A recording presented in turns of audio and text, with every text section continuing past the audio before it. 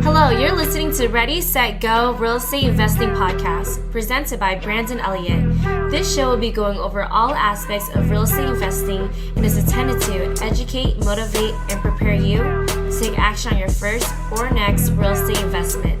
For more information, please visit BrandonElliottInvestments.com. Thank you for listening and enjoy. All right, let's just get into it. Ryan, what's happening, man? How we doing today? I'm busy as hell and happy and, can't complain, I guess. I probably could, but it wouldn't do any good. Yeah. What's that going to do for us? Yeah. I love it, man. I met you actually a couple of years ago at one of Ken Clothier's events in San Diego, and your message always really resonated with me. Yeah, I mean, we all come from some kind of diversity, right? Seeing some of your accomplishments today, I was just reading, like, I knew that you flipped cars. I knew that you flip watches. You got multiple businesses. You do funding, real estate, coaching, masterminds. You got software, author, speaker, all the accomplishments, right? I didn't know to the certain degree that you were doing some of these things. I didn't realize at one point you had 63 businesses. You got 60 plus streams of different income right now. You got 5 million in Rolexes and watches and so forth, and 4 million in cars. Just some wild stuff that if you would have looked back at your life many, many moons ago, I'm sure that you never thought that, some of these things would actually come to fruition, but obviously hard work and the right discipline behind things, it really manifests its own way. But I just want to hear from you. And for any of the listeners that don't know more about your story, do you mind just giving that 30,000 foot view for me and the listeners? Yeah, so I have fucked up more than probably anybody.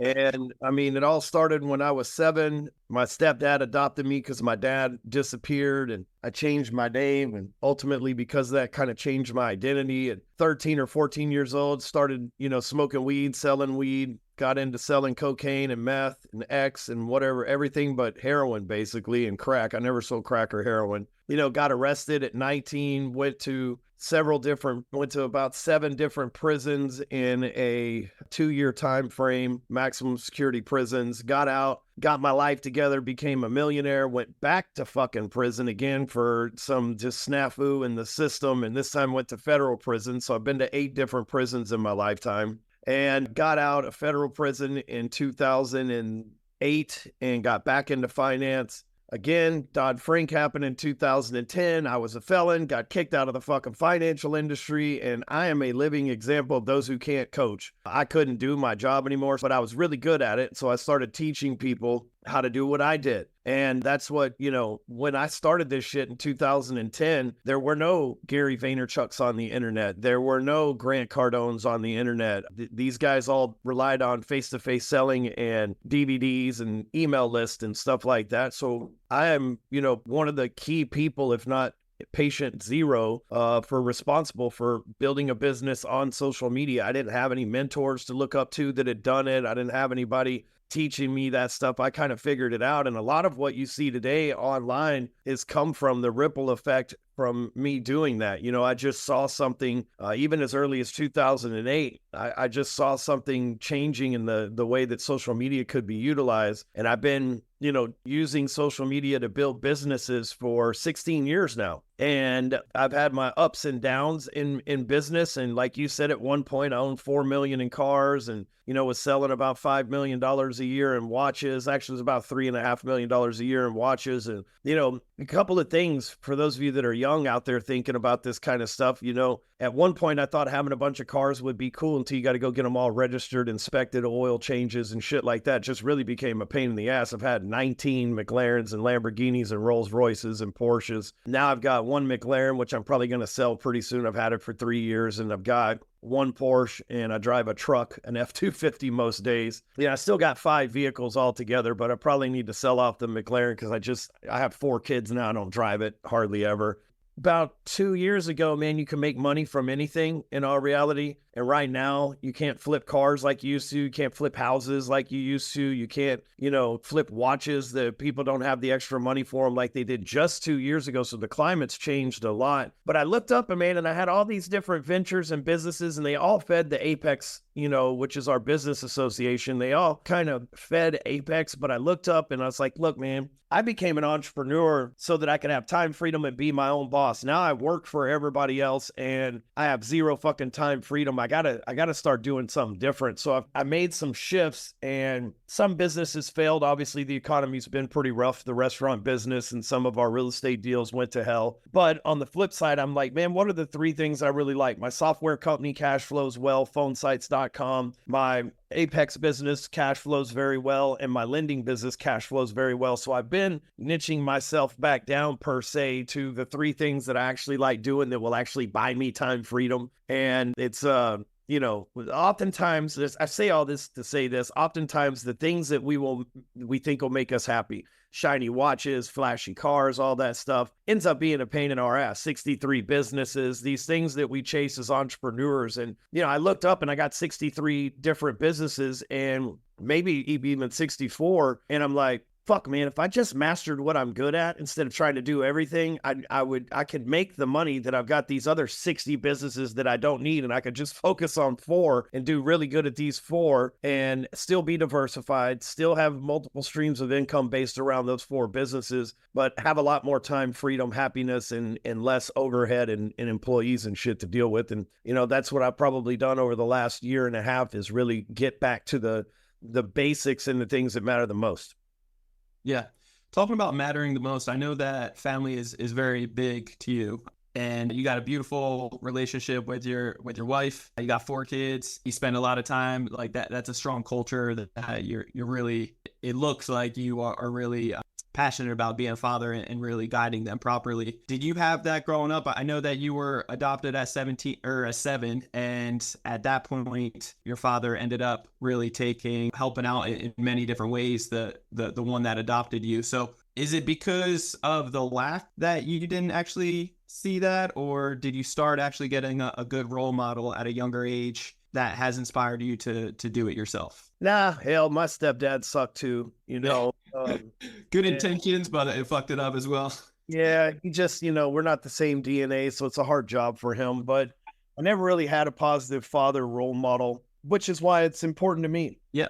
And, I never had a bunch of positive marriage role models, but that's why it's important to me. But I met a man in 2005 named Pastor Keith Kraft, and I've watched him be a good father and a good leader and a good husband. And he's been with his wife for 40 years. And so I modeled a lot of my stuff after my pastor. And, for me, it's important because I didn't have a good dad. I want to be the dad that I never had to my kids. I've got 4 kids, and, my wife is my best friend, and I couldn't ask for a better human to do life with. She can deal with my insanity and anger burst and temper tantrums and shit that you guys online don't see, but probably suspect happen. And so, it's in, some of you guys have seen me lose my shit online, or maybe, sometimes ex-employees share voicemails where I'm fucking getting on their ass and stuff like that when they're not here. It's just part of being in business. But I've got somebody that I know is on my team no matter what. That matters a lot to me. And here's the truth behind that.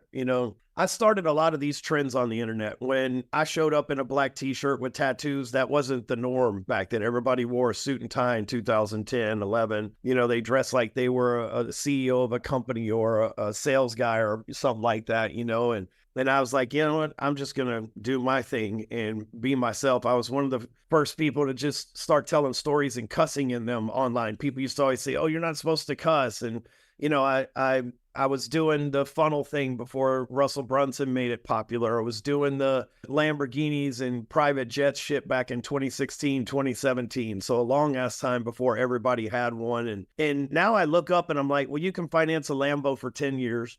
You can go get a funnel from a place like Phone Sites for, $29 a month. You can go and charter a private jet with 10 of your friends and act like you're balling out of control and stuff. But here's what you can hack. You can't hack being a good husband. You can't hack being a good father and having good, well-respected, well-mannered kids. You can't hack, 14 years in business and still here watching a lot of people, come up, tell a bunch of lies, then get called out by the public and get kicked out. You can't hack some of the things where I'm at in my life now. And so, as I've gotten older, I'm 45 years old now, or I will be on Monday or Tuesday, whatever day it is. But, I'm 45 years old now, and I'm at a point where I'm starting to realize as I mature and get wisdom, what matters most. And, what matters most to me is family. Second, what matters most to me is freedom, because I've not had freedom for extended periods of time in my life. And, I'm really, I used to think, oh man, I want to go make hundreds of millions of dollars and maybe be a billionaire and stuff like that. But I've actually got to a point where I've designed what my perfect day is. And I know the dollar amount that it costs me to live that day every day. And so really, I'm just focused on living my version of a perfect life, the least amount of stress possible, the least amount of resistance, the maximum amount of freedom, the maximum amount of time for my wife and kids and the other people in my life that I love. And really, I'm at a point now to where that's what matters most to me, and, I talk to business owners every day. A lot of people are struggling. A lot of people are frustrated going through some shit, whether they're real estate people or mortgage people, or whether they're just, any business across the nation right now is going through some sort of trials and tribulations. And, I just I'm really focused on building a bulletproof lifestyle to where no matter what happens, I still get to do things the way that I want to do them without having to overextend myself or, work myself to death and miss out on everything. A couple of years ago, I was on a jet every 3-4 days. And I look up and I'm missing, I'm thinking, oh, I want to go speak on all these stages and go do all these things. And I look up and I'm like, fuck, every time I get somewhere, I'm like, I miss my wife and kids, man. And, here I am leaving for the day or leaving for 2 or 3 days, depending on what I had to do at an event or whatever. And it's like, yeah, it feels good to speak on stage, but I've been on stage 300, 400, 500 times at this point in my life, maybe more than that. It feels good to go and pour into an audience, but I've got an audience at home that need me to pour into them the most. So I've just made as I've gotten older and experienced things and checked a lot of shit off my bucket list. If you've never drove a Lamborghini or owned one, you probably want to own one. If you've never had a Rolex or a Patek or a AP, you probably want to own one. But then after a while, I always say it like this. When I bought my first McLaren, it was like, man, take your shoes off before you get in. Now, when you got muddy boots on, I don't give a fuck. We'll clean it up later. You know what I mean? Yeah. Car and shit like that. But when I was checking it off my bucket list, it was a huge thing. When I got my first Rolex at 38 years old, I was like, fuck, I can't believe I have a Rolex. When I got my first supercar at 37 years old, I'm like, fuck, man, I can't believe that I'm driving this thing. And now I'm like, probably, I made pretty good money flipping cars and watches, so I can't say I'd like to have the money back from them. And it was great experiences. But once you do something and you check it off your bucket list, you've already done it, especially if you've done it 100 times like I have. It's like, okay, what's next? What's next for me is the shit that you can't fake. You can't fake being a good friend, being a good husband, being a good father, running a respectable business, being honest and transparent with people, shooting people straight, whether they like it or not. You can't fake that shit, and that's really the next trend that I hope that I doubt people will, but I wish they'd follow me on that trend like they followed me on some in the past. Yeah, I love that. I think a lot of people resonate with the straight shooter approach and no bullshit. That pisses a lot of people off too, bro. You think you like it until it comes to you. Let's say you're clearly not, but let's say that you're fat and your friends are all telling you body positive bullshit, and I'm the straight shooter, and I'm like, yo, Brandon, you're fat, man. You need to lose weight. And then it hurts your feelings. You're like, Stewman's an asshole, but I'm the only guy in the equation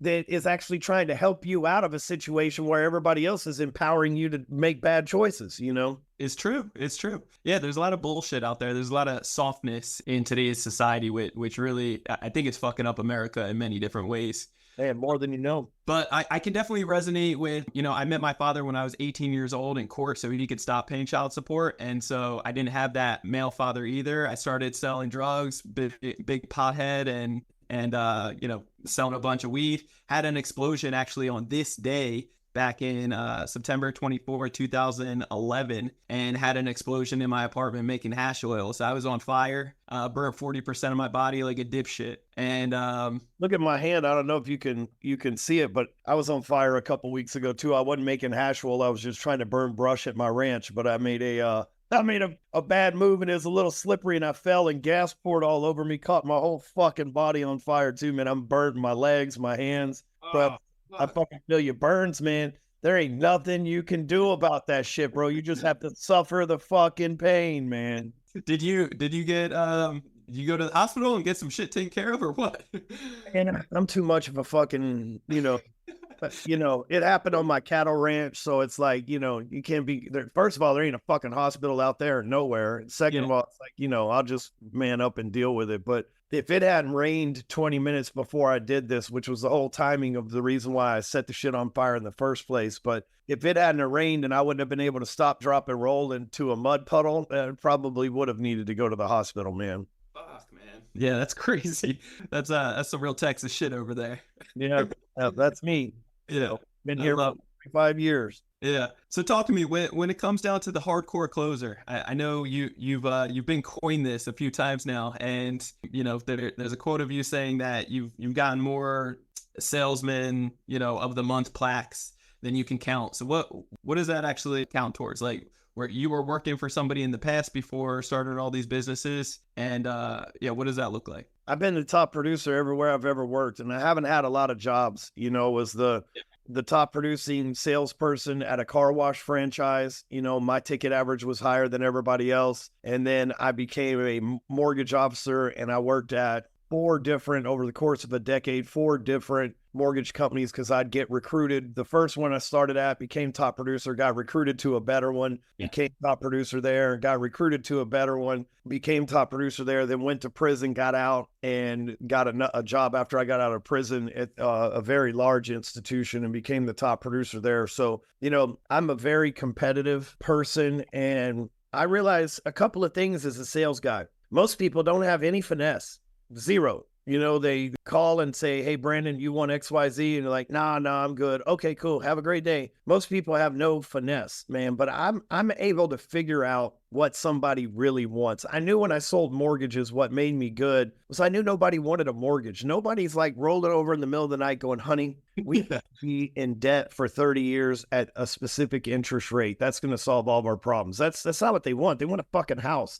So while all these other guys were selling interest rate and terms and the mortgage bond market, when to lock the rate in and shit, I'm like, look, dude, you want a house at an affordable fucking payment? What payment are you thinking? What price range house do you want? And we'll see what we can do to make that shit happen. And then it was all about their true desire. They want the house. The loan was the bridge that they had to build to get to the house. So if I sold the house, then the next guy's arguing over an 1/8 or 1/4% interest rate. I'm talking about, hey, we can close this bitch in 30 days and you can be in your dream house for less than the price that you told me you wanted to pay for every month. Sign here. Fuck, there's no argument. So, I just realized how to listen to people. I think it only takes 2 things to close sales: confidence, and that comes from product knowledge. You got to know that whatever you sell can solve their problem. And number 2 is empathy. You have to listen to them so that they know that you understand their problem, so that when you're confident about solving that problem, they know that you understand. It doesn't take much more than that, but it does take a level of finesse to figure those 2 things out. And by finesse, I don't mean like how the rappers say it this day, where you're getting over on somebody. You have to be able to talk. You have to be able to, I had a guy that I fired here a couple of weeks ago working for me, and the dude worked for me for about 6 months, had 4,100 leads in his pipeline. He's like, I've called them all and nobody's answering. I said, what kind of voicemail are you leaving them? What kind of text are you leaving? He goes, oh, I didn't know we were supposed to leave voicemails. Like, bro, you got to be fucking retarded to be in sales. You told me the place where you come from, you were a good salesperson and you did all these things and you never fucking once thought to leave. Do you think people are calling back a random number on a phone without a voicemail assigning to who that phone is and why they should reach out to them? Like, but that's how sadly, most people are. They're like, oh, well, you didn't tell me to leave a voicemail, so I didn't think about that. It's like, well, I thought that was fucking common sense, but we live in a time now where this guy's younger than I am. We live in a time now where common sense isn't so common. In my day, when you went to school, if you got bad grades, your parents beat your ass. Teacher stayed on your ass. Nowadays, if you get bad grades, it's racist. You know what I mean? And so, it's just, or it's sexist, or it's fucking misgendering or some shit. And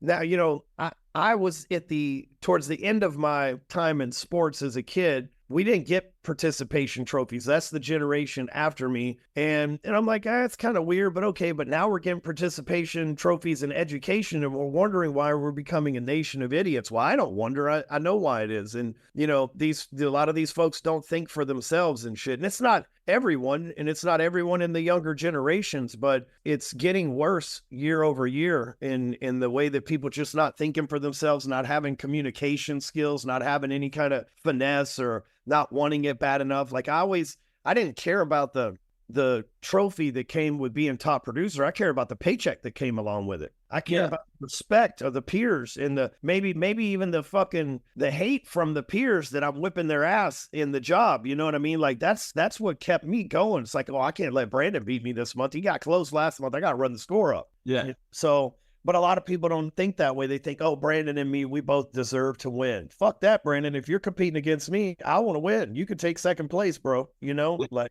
No, I hear you, man. So when it comes down to like the sales guys, was that a all commissions type of role too, like paycheck, or is there? Yeah, no, we used to get bases here. Yeah, it doesn't work out. Yeah, people, you know, it's a participation trophy. Yeah, exactly. I've never had a salary or a base income in my fucking life. Right? Yeah. Well, I have it now because I own the fucking company, but it's still meant to be. It's up to me situation. You know what I mean? And so, but. You know, I never had a job where, and maybe this is because I'm a felon, but I never had a job where you didn't either get paid hourly, which maybe you had to show up and get paid on the clock for just the time that you worked, or you commission only. And I've been commission only since 2004. So 20 years without, you know, a base salary. And, you know, in any business, whether it's real estate, mortgages, insurance, working for me, selling Apex or phone sites, you're going to have a few weeks, maybe a month where you're not going to get a lot of money, but that's the beauty of commission. We don't cap your income either once you get the shit rolling. Here's what most people's problem is they come here and they're 30, 40 years old. The young guys do well here, but the guys that are already, you know, 28 plus that come here, you know, they think it's going to be an easy job. Turns out it's just as hard as any other sales job on the planet. And they already have a house payment and a car payment, and they don't have any savings, and they can't afford to go 2, 3, 4 weeks, 5 weeks without a paycheck to get the shit rolling for them, right? Because my business, we don't get no's. We get a lot of not right nows. Man, I got XYZ event, this closing, that closing, this event coming up, pay my taxes first, whatever the fuck it is. We don't get, no, I'm not interested. We get, okay, I don't have the money right now. Let me do XYZ to get it, blah, blah, blah. And so it takes a minute to get rolling here. And, you know, the guys that show up here that are 19, 20, 21 years old, fresh out of college, they don't have any debt. They still live at home with their parents, blah, blah. They kill it because they actually have a safety blanket of their parents' house, or, you know, their parents buying groceries and shit. And then, you know, they're here 2 or 3 months. The money starts flowing in. They start making $5,000, $10,000 a month. Then they go out and they buy their own apartment. 6, 7, 8 months later, they're making $7,000 to $12,000 a month. Now they're stacking their money. I'm not going to let them go buy a brand new car. I'm not going to let him go fucking do stupid moves and shit. And, you know, I've got a guy that's worked for me for 5 years. He's 24. His truck's paid off. He owns 3 pieces of real estate, lives in one, has 2 roommates that pay the rent for him. He lives there basically for free, you know, and every now and then he'll come to me and he'll say, man, I'm thinking about getting this car. Don't fucking do it, bro. Don't do it. Because as soon as you start going in debt, trust me, all the fucking options change. And now you're working to pay for debt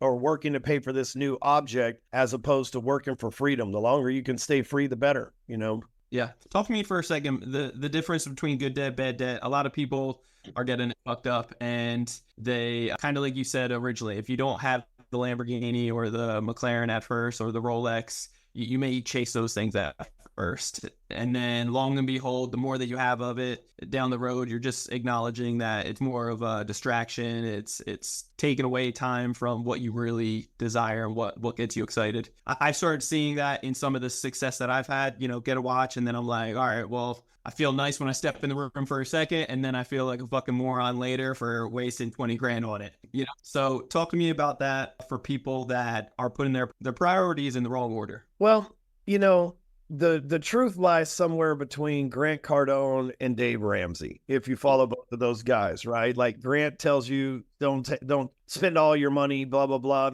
That's not good advice. Dave tells you don't spend any of your money, drive a 50-year-old car and live in a crack house or whatever that you can afford, right? It's just like the truth is somewhere there. So the hardcore closer, me, is somewhere in the middle there. And it goes, it's real simple. It's like this, like, don't go into debt that can't make you money. Yeah. You know, I have debt on this 22,000 square foot building that I'm in right now, but this building makes me money. Yep.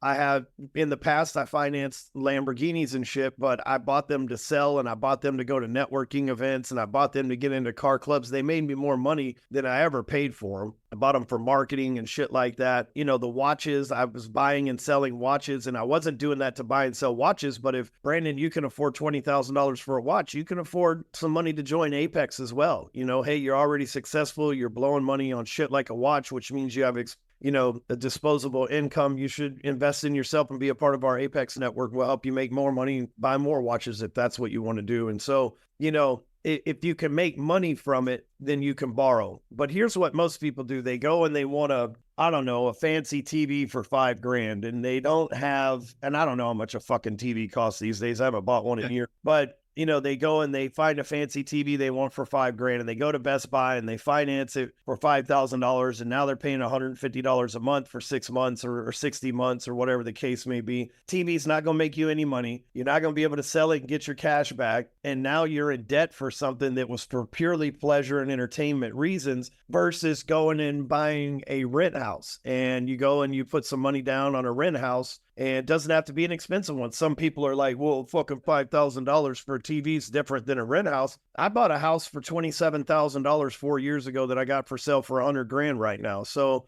I paid cash for that house, been sitting on it, making $1,000 a month for the last 48 months. And now I'm about to sell it for $100,000, right? So, going into debt on something like that is totally different. I've got houses that I've got quite a few pieces of real estate. I got some houses that are $400,000 and $500,000, and I'm in debt, $250,000, $300,000 on them, but I'm making money every month. Plus I'm getting appreciation when I get ready to sell them. So if you go into debt, you have to look at it as this thing that I'm going into debt for going to make me money. Now, here's where most people lack finesse. We'll go back to that word before. Most people go buy a Lamborghini, for example, and they'll pay it out and they don't do shit with it, but you can make money with that Lamborghini. You can go to the car meetup and meet other people that can send you referrals in business. You can use it as a marketing thing online. You can, the mechanic that works on Lamborghinis, he knows all the fucking rich people in the area that have nice cars and can make introductions to you. You can go and get involved in charity and give, kids with cancer, kids that are income deficient and their families are poor. You can give. There's all sorts of charities that give kids rides in supercars, and then you get in tight with the charity where rich people donate to charities and shit. So there's ways that you can monetize anything. You just have to know, you have to have a plan and have some finesse of, if I buy this TV, can I charge my friends $5 once a month to come over and watch the UFC or whatever the fuck it is, right? But you should have a monetization plan before you go into debt on anything. Yeah, that's good. I love that. Talk to me about sales objections for a second.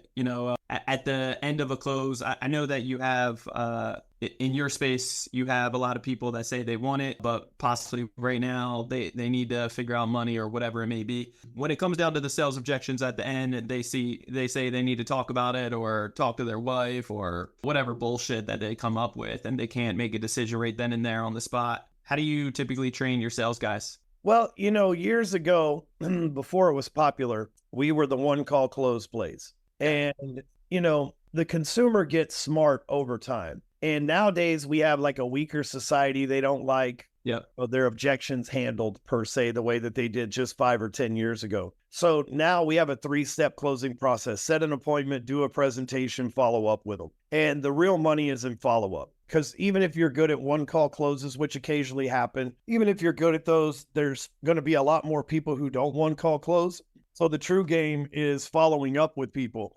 Sometimes objections are real. If a guy tells you you don't have the fucking money, he doesn't have the money. You could tell him, you could say some shit. Well, what if I told you give me $1 today and I give you 10 million in 2 weeks? Would you come up with the money? You're like, fuck, I still don't have a place to come up with the money. The only way they'd be able to do that is go get $1 from somebody else and then split the income with them or whatever the case, right? So, what I believe is there's bullshit objections like, I don't think I'm ready. I don't think I belong. I'm not sure I can do this. And we can overcome those because those are simply limiting mindsets. But there's other objections like, hey, I need, 10 grand. Cool. I need 2 weeks to come up with it because I got XYZ event happening. Or I truly have a business partner and I want to do this with them. And I don't want to spend the money without letting them know because we're already on bad terms because of some mistakes in the past. Like there's real objections and fake objections, and your job as the closer is to know what's real and what's not, and what's a real objection that you're going to have to handle with follow-up and reminders, or what's a bullshit objection that they just need to get over in order to move on and get the results that they want. So that's the big differentiator. But like I said, we have a 3-step process.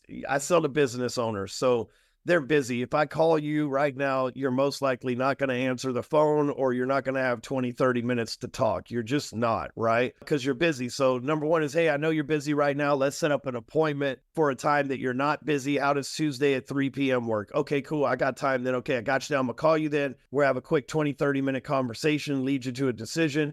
Yes or no doesn't matter to me, and we'll see where we go from there. Then after they make the decision, they usually don't say no. A lot of times they say yes. They usually don't say no. They say not right now, and that's my key for what category are they in. Or is it not right now? They're going to close in 2 weeks. So probably need to follow up with them every couple of days. Is it not right now? I'm going to close in a few months. I probably need to follow up with them once a week. Or is it not right now, but some point in the future, probably follow up with them once a month. Yeah, that's good. I love that. So when you got out of prison, what did it look like before you actually moved forward and started your own business? And what sparked that? Well, the first time I got out of prison, I just went to work at the car wash, and I had a dream. My dream was if I became the best car wash guy, I could work my way up, manage them, become general manager, and maybe one day save enough money to own them. In 2004, a customer to the car wash came in, gave me a job in finance. And my job was one day, my goal then became, well, maybe one day I can own a bank. 2007, I think it was 2007, I went to federal prison. I walked in a millionaire,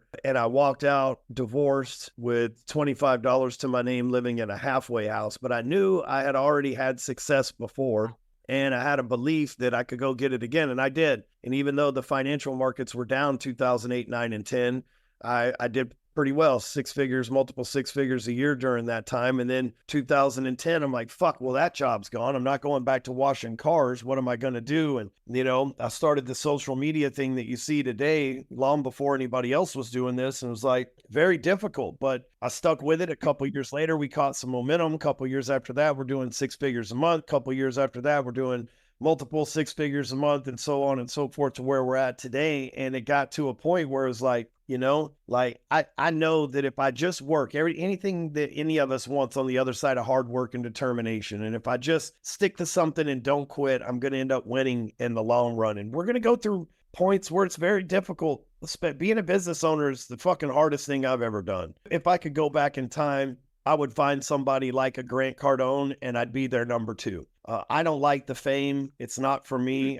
I like anonymity, and I like money, and I got put into this. And I'm not famous by any stretch of imagination, but there's very few places I go somebody doesn't come up to me. They're at an airport or in another state. Hell, I've been in other countries, and people bought me dinner and drinks that were in the restaurant. So, I've got somewhat level of exposure to where a lot of people know who I am. And I don't wish that, because sometimes I got fucking yell at my wife in public. You know what I'm saying? Sometimes I got to fucking get on my kids in public, or sometimes I just want to be left the fuck alone. And I would rather, be one of these guys that have a good amount of income and nobody knows who they are. I think they're really winning. I was at a party in LA about 5 years ago, and it was a bunch of celebrities and a bunch of millionaires, and the millionaires all wanted to be famous and the celebrities all wanted to be millionaires. And I thought, you guys got it fucking backwards. If I had your money, there's no way I'd want people to know who the fuck I am, And for me, I never wanted to be famous. I wanted to work for Frank Kern, and I wanted to be his number 2 guy selling his shit. Yeah. Nah, bro, you got to go run your own stuff. You too good to be working for me, blah, blah, blah. And, I wish he'd have gave me a chance, because I think Frank and I would have made a good team, and I could have sold him all day, every day, and made him a bunch more money than probably he's made, and had me a lot less stressful life than I've had. Because, as a business owner, especially for people right now, the story I always hear is like, I had a really good year in 22. In 23, it sucked, and I had to pay taxes from 22, which fucked me up. And now in 2024, I'm taking a fucking loss because I don't have the money that I had from the reserves, because in 2022, things were good, and I scaled my business and bought another warehouse and bought more inventory and hired more employees. And 2023 hit, shit came to a screeching fucking halt. I had to pay 2022 taxes. Now I'm down in my income, and I've got this warehouse, and, had to lay off employees and shit. And it's like, it's very hard to gauge, because, you're going to have a few good years and you think, okay, cool, I need to expand. And then that could just fuck like what we saw just come to a screeching halt. Like, you know, you could have been in 2023, you could have had 5 houses under contract and had them under contract for 90 days because you're looking for buyers, and you put all this money down on these homes for earnest money, 10, 20 grand each, depending on what kind of home they were or what kind of property it was. And then all of a sudden the commercial fucking real estate all of a sudden costs 12% interest to buy commercial real estate. It's all of a sudden 7.75% to buy residential real estate. And then you got to make a decision. Am I still going to buy this house, or am I going to lose my earnest money? So on and so forth, you know, and the shit just kind of happened out of nowhere. The Fed seems like every other week they were raising the rates and shit like that. So you know, it's very hard to gauge. And, you know, we're in a down cycle right now, but that doesn't mean that here in another year and a half, 2 years, we hit another good stride and we're fucking kicking it and running on all 8 cylinders again. But, you know, a lot of people are really struggling right now for 2 reasons. The one that I just named, the other is when somebody has a record year or a record month, that becomes their identity. And then when they can't get back to that, they're thinking, but I'm a 20 grand a month guy and I'm making 5 grand a month right now in this bad economy, but I set myself up to live a 20 grand a month lifestyle and I can't fucking live that. So I'm mad at myself. I'm mad at existential situations and so on and so forth, man. And so, you know, a lot of people, they don't realize that that's the struggle an entrepreneur goes through. When it doesn't matter what you're doing, whether it's real estate, oil and gas, whatever the case may be, there's always 1 or 2 markets that are winning. And this is the first time in a long time where I've seen it where like 98% of the markets are fucking losing right now. And a lot of people don't talk about this publicly, but I deal with it behind, you know, strategy sessions and shit like that on a regular basis. And, you know, most people, they're online right now bragging about how good things are, even though they're not. Whereas if they just told their people that they need more business, their people might refer it to them if they were just honest with them. That's so good. That's so good. Yeah, I can definitely relate. The last couple of months have been a shit show with marketing online and so forth, keeping up with politics. I feel like we're going against with ads and just the summertime in general. So you know, we've been doubling down in the business, if anything, for employees and C-suite, you know, hire-ons, hoping that in the next few months shit really starts clicking back, but you never know. Well, you know, this is probably the worst year I've had since 2019 or 2020. So we're having a down year because I sell to business owners. So if a large majority of business owners are hurting, so am I, right? And, you know, I don't know who's going to get in office, Kamala or Trump. And, you know, hopefully if Kamala gets in office, she has the responsibility, I feel, as a person of color and a female to really do good so that other people that are, you know, she'll be the second, you know, we'll call her the black president. She'll be the second black president that we've had. Obama did a good job and a lot of pressure was on him because if he was the first black president and he did a terrible job, then nobody would ever elect a black man again in America. That's just facts, right? And so if she's the first black female president and she does a terrible job, they're not going to elect another one of those either. So thankfully, Obama did a great job and left that door open. You know, he had to fight from some of the chaos that Bush left. But, you know, no matter whether you like Obama or not, about 3 years into his presidency, shit started turning around and getting good again. And then Trump poured some gas on that and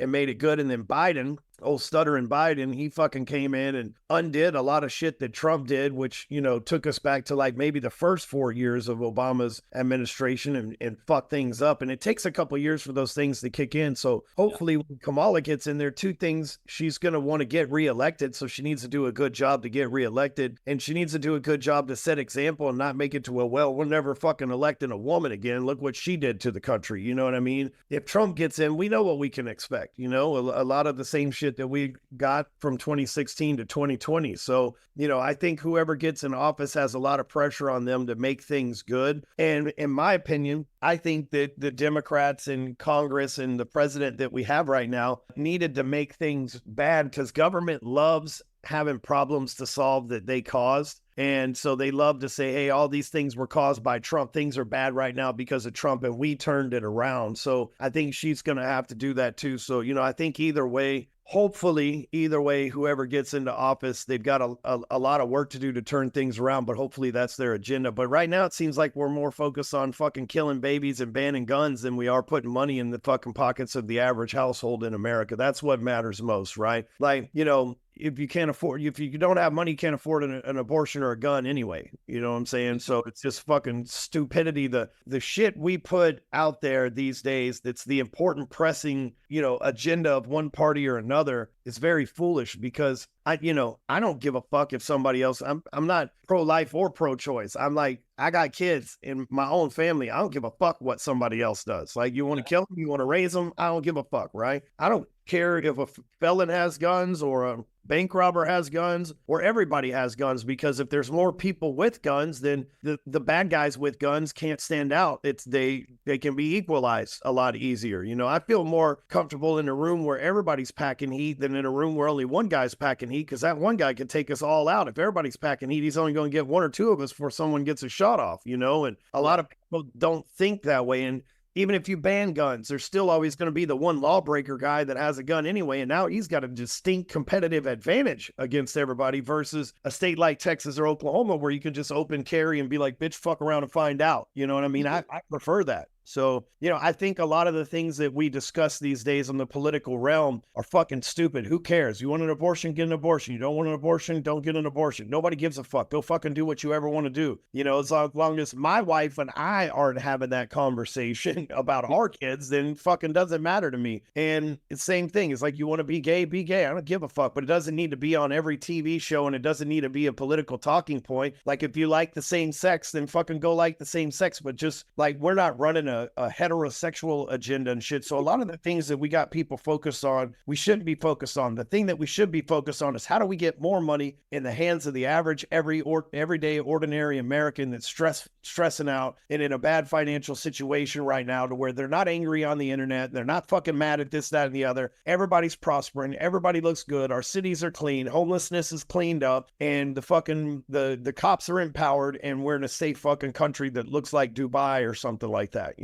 Yeah. We just came back from Dubai a couple weeks ago, and it was really eye-opening to see how the government runs things over there, and just like how they support the people, how they support the businesses. It was pretty inspiring, to say the least. Well, there's no taxes there, and they're tough on crime. Those are their main policies. You can go to the bathroom in Dubai and leave a Louis Vuitton bag outside of the bathroom, and nobody will touch it because they'll lose their fucking arm. Here, you can't leave your DoorDash or your Amazon packages on your front porch without somebody fucking stealing them. You know what I mean? Because there's no consequences. No consequences, right? And we used to be a country of law and consequences. Now we're celebrating criminals.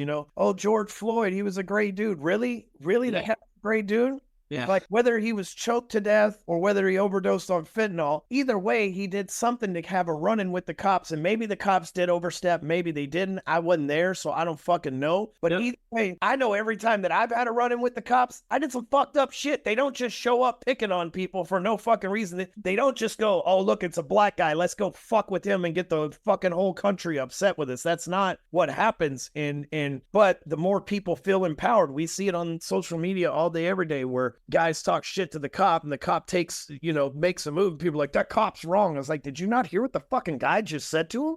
Yeah. You know what I'm saying? Like, they're people in authority. Go try that. Go try talking shit like that to a congressman and see if his fucking bodyguards don't beat the shit out of you. Then what are you going to do? Yeah, that's true. It's a wild world that we live in, to say the least. It is, and again, it's because people are focused on the wrong shit. They're focused on, things that, like, our government shouldn't be involved in abortions. It should be medically controlled, but not government controlled. Our government shouldn't be saying DEI and if you're gay, this, that, and the other. It's like, those are personal choices. Do what the fuck. We should all have a meritocracy to where if you're good at something, you get the job. If you have the money, you can buy the thing. That's all that matters. And the main thing that we got to focus on in this country is getting dollars back in people's pockets, because I've never seen it in my 45 years where the plug was pulled on the financial system just literally within about a 6-month period of time. Like, crypto went away, NFTs went away, cars went away. People were selling cars above sticker price, making a killer living. People were selling real estate above sticker price with a low interest rate, making a killer living. And they just fucking stopped everything. People were making good money in oil and gas. People were making good money in the stock market. They just said, fuck all of y'all, we're taking our ball and going back to Washington, and y'all can just fucking stare at the basketball goal and wonder how you can get back in the game some other way. Yeah, it's wild. What you're saying here is all political talk that, dude, it'd be wild if they let felons actually run. because Trump's technically a felon. yeah. You're right. You're right. Become our first felonious president, and that might and if he does a good job as a felon, that might, I've always said I'll make baby. I'll make a decision in 2040. I don't think, I'm a big fan of Andy Frisella, and I've known him for about 5 years, and he's talking about running for president and stuff. And as much as I'd like to see a guy like him or Grant Cardone be president, I don't think there's enough people in America that can take their bedside manner, because they're very hardcore. Cookie cutter. It's not like, the thing about Obama, man, was he was a great speaker, man. Whether you were left or right, you felt united. When he talked, he had the right tonality and all this shit. And you got Andy Frisella, who's got great policies and great ideas, but he says fuck every other word. And he's telling you, the pedophiles belong in a wood chipper or whatever the fuck, right? And there's going to be a lot of people that even though that's what I believe too, a lot of people that think, oh, he's too rude, and what if he qualifies me as a whatever, right? And so, I'm looking at, like, in 2040, I'll make that decision. I should have enough money then. There should be enough precedent set. And if we're still running for office in 2040, God knows what may happen in the future, then, I might give it a run. The thing is, I just don't know if people could take the amount of truth a guy like me or Grant or Andy Frisella. We're not going to sugarcoat shit. You want something sugar-coated, go eat Frosted Flakes, motherfucker, because that's all the sugarcoating you're going to get from us. Yeah. I love that. I think the world needs it, though, and hopefully that's needs and wants are two different things, though. Oh, for sure. They need it 100%, but they fucking 55, 60% don't want to know the truth. They want to be okay to be fat. They want to be okay to be a drug addict. You'll see people recording drug addicts doing crazy shit, and they're like, you should just leave them alone. They're mentally challenged. What if they're not mentally challenged? What if they're just pieces of shit that decided that you don't know their story, right? And maybe if somebody did go up to them and go, why are you being a piece of shit and being a drug addict when you could go out here and be like Stewman, who was a drug addict and left fucking prison? He seems okay. So there's proof that it can be done. Why don't you get your shit together, right? But that's not, people don't like the truth, man. Because here's the thing. Humans are motivated between pain and pleasure. And lies are awfully pleasurable. And the truth is awfully painful. Pain is a bigger motivator than pleasure. But people, and so that's why bullying is important. You know what I'm saying? I was bullied as a kid. It got me stronger. I beat that motherfucker's ass at some point. Felt good about it.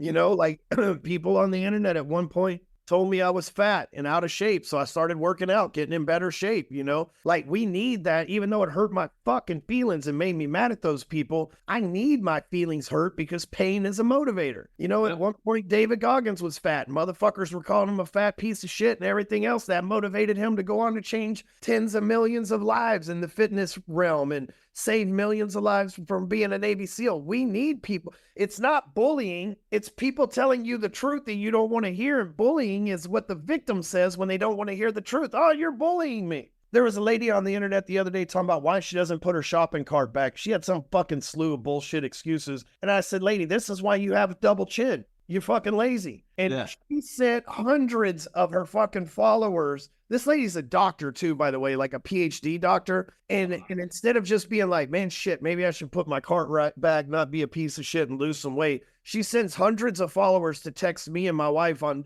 Instagram talking about he's violent and he's hitting on her and he's in her DMs trying to sleep with her. I'm not fucking no fat lady. I'm not doing it. I'm not, like, get the fuck out. Have you seen my wife? You think I'm slacking this bitch's fucking DMs? First of all, now you're not only fat and lazy, you're a fucking liar. But that's the world that we live in. And all of those ladies look the same, have the same ideology, and none of them thought for 1 minute, maybe I shouldn't be a piece of shit and maybe I should put my cart back because people need those parking spaces. And the guy that works there has to walk around the whole entire parking lot picking up our laziness instead of just going there like his job's designed to pick it up the carts there to where he can be more productive for the company. But oh no, there's a reason I don't put my cart back because I don't feel safe. Well, then move out of that fucking neighborhood. Don't go to that store anymore. Yeah. You know what I mean? If you live in LA and you don't feel safe, maybe you should fucking move. If you don't feel safe in a parking lot with your kids, maybe don't fucking live there. I mean, I'm no genius, but I'm just saying, like, fuck. But this is the world that we live in, Yeah.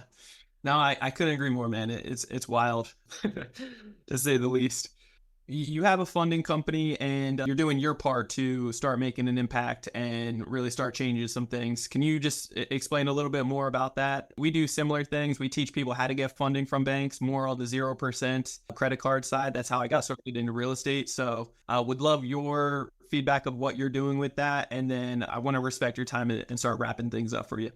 Yeah, so I own a company called Closer Capital, and we loan money to business owners. So we don't loan money to consumers. We loan money to business owners. But if you're a business owner, we can fund your deals for you as well. So like, let's say you're an HVAC guy and the client doesn't have $7,500. We can fund their $7,500 through you. So we do a factoring loan. So we can, in over 64 different industries that we operate in, that we can fund clients as well, but we fund them through the business owner. In other words, they get their money up front and then we collect the payments from the clients. But we do lines of credit and term loans for business owners. So our term loans start at prime plus one. Obviously, that depends on your credit and the amount of time you want the loan for and stuff like that. And then we have lines of credit that we set up that go as low as 1.25% per month, which is around, 13, 15% annually if you carry the balance the whole time. But that's not typically why you have a line of credit. Typically, you flip in a line of credit, a revolving line of credit, you're probably flipping it every 90, maybe 120 days on average. So, we have some low rate funding solutions for people. If you need money and you're a business owner, you've been in business for at least 1 year and make at least $10,000 a month in top line revenue. And that's not going to get you much of a loan, by the way, but that's like our minimum requirements. We do up to $1 million line of credit. So if you're making really good money, typically we'll give you a line of credit based on 2 to 3 months worth of income. So there's a few variable factors there, but if you're looking for money and you get turned down by traditional banks, we have amazing programs you can apply at CloserCap, CAP, CloserCap.com, and somebody on my team will reach out, gather your docs, give you an opportunity to get some money from us. We typically fund, and depends on how fast you are, but we can fund a deal in as short time as a week, for things like inventory, payroll, acquiring real estate, hiring more employees, expansion of your business, maybe building a warehouse, something of that nature. But, we're really, really, really good at what we do, and we're really dialed in with some great lenders. So, if you can't get a traditional loan from Bank of America because they don't like your business plan or they don't understand how your tax system is set up, then you can come to us. We look at bank statements, tax returns, 3 months bank statements and 1 year's tax return typically, plus your operating agreement. We can get you set up with some line of credit. Could be as high as 4 or 5% a month. If you ain't ever paid a bill on time in your fucking life, that's your fault, not ours. But if you got good credit, you run a good solid business, then, we do it for as low as 1.25% a month and prime plus one for top tier clients on the term loans as well. Love it. Love it. Yeah, that's awesome. That will definitely help out a lot of people. So you're still working through banks, right? It's not a fund that you... Private money. Yeah, private money. Oh, okay. Awesome. So it is a fund that you guys set up that it is... Not us, other people. I'm a broker, so I've got about 10 different banks that I go through, or private funds that I go through. So I'm essentially the middleman in the whole thing. But these are people that you would never find online. They're people that, unless you know a guy or know somebody like me, you're never going to get access to money like this. So yeah, I love it. Cool. Well, Ryan, man, I appreciate your time. It was awesome to get to know you more and get to hear your views on many different things. And it's exciting to see where you've come, what you're up to today, and really what you got going on for the future. Any last words for the audience? And then can you just list out how people can check you out and follow you? Yeah, if you listen to this and any of this offended you, you probably should get your shit together and fucking callous your mind a little bit. If you don't like some of the words I use or some of the way that I speak, that's a reflection of you, not me, because all I'm doing is speaking the truth. If you enjoyed the truth, you can follow me on Instagram at Hardcore Closer.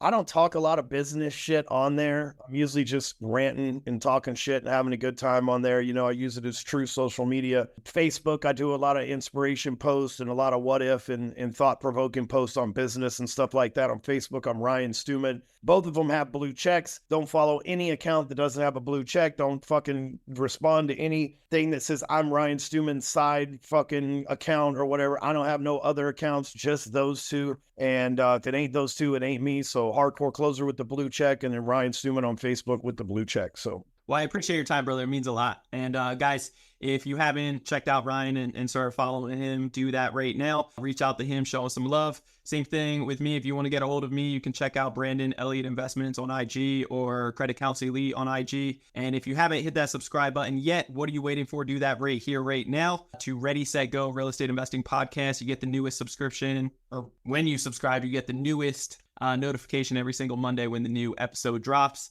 Leave that 5-star review, and we'll catch you on the next one. Until next time, God bless. Peace out. Appreciate you, Ryan. Later.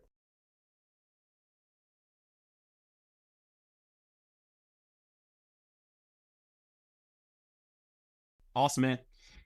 Cool, brother. Anything that I could do for you or help out in any way? Send me referrals, either Apex or Closer Capital. Are you a part of any business associations or masterminds or anything like that? Yeah, we're in. I do one-on-one coaching with Kent Clothier. I've been a mastermind junkie in a lot of douchebags out there. For like I don't know, like Cole Hatter and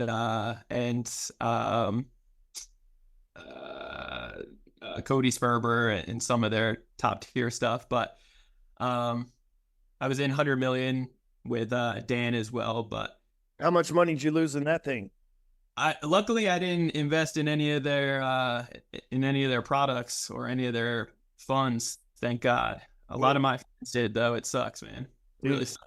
Fucking con artist, but yeah, Kent's good people. You know, I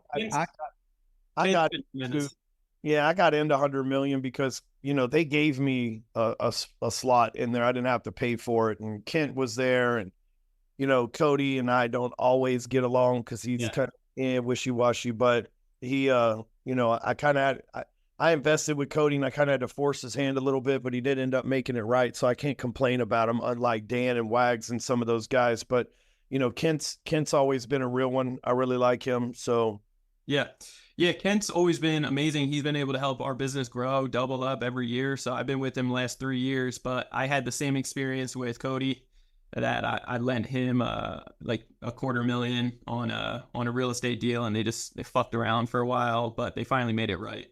Yeah, you know, he slow paid me, so but I ended up getting my money, so that's all that really matters. So for sure, yeah.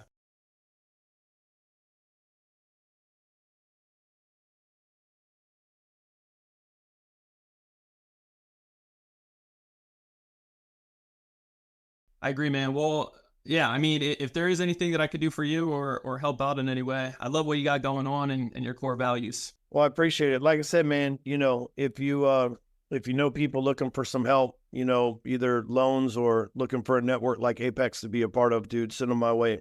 Do you have an affiliate program or something? No, man, I don't. We get a lot of referrals and stuff, but I don't have like a specific affiliate program or whatever. We still make sure that people, you know, I think I've sent a lot of people over to Kent over the years. Like, shit, a lot of my executives have gone over there, like Brandon Birmingham and Raheem and some of those guys. So, yep, Alex Gearhart, some of those guys are over there. So, but now we don't really have a referral program or an affiliate deal or whatever. We just, you know, mostly work on word of mouth from happy customers. Yeah, I love it. Okay, well, I can definitely keep that in mind and send people over. Would you be open or interested in maybe just doing a Zoom call to our mastermind group? A lot of it is business owners that are typically in real estate, but regardless, it could be an opportunity for. Yeah, that'd be great, man. Yeah.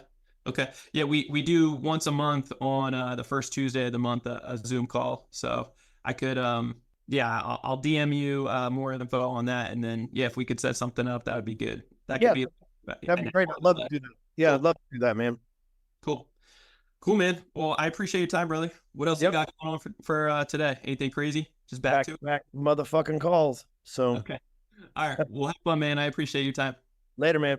Stay blessed. Bye. This has been another episode of Ready, Set, Go Real Estate Investing Podcast, brought to you by Brandon Elliott. For more information, please visit BrandonElliottInvestments.com. Also, please don't forget to like, share, and leave a comment below.